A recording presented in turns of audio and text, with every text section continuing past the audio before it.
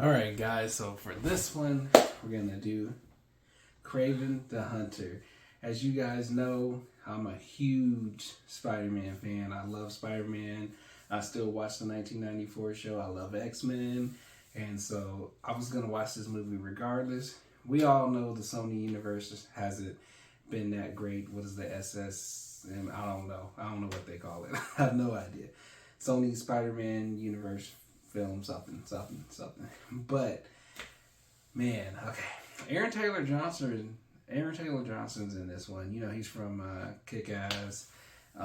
He was in Bullet Train. I actually like Aaron Taylor Johnson a lot.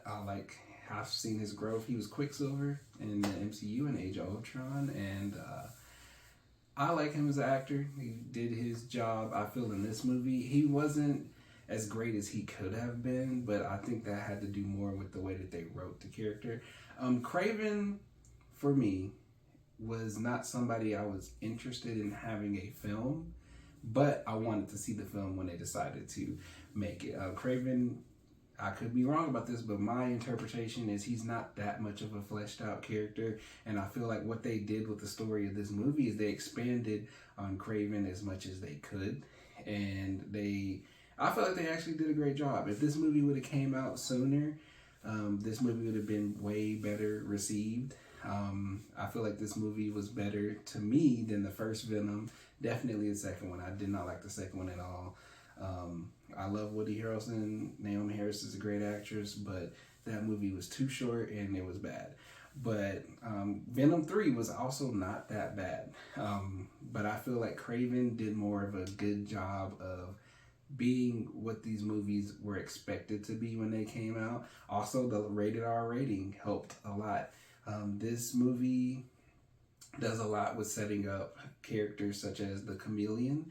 It has Rhino in it. I feel like I actually enjoyed this depiction of Rhino. The final act with him wasn't all of that, but I enjoyed his introduction and depiction. The Foreigner, who was another Spider-Man villain, and Russell Crowe did an amazing job as the dad. He wasn't like super like give him an Oscar, but he did what he was supposed to do. But I'd say the villains that they had in here, even Calypso's not that much of a fleshed out character. These characters are not that complicated, and they're good for what they're good for. And I feel like this movie did as much as you could expect Sony to do with these characters. This movie was not as terrible as I feel like people said it was. I thoroughly enjoyed it. I've seen it 3 times.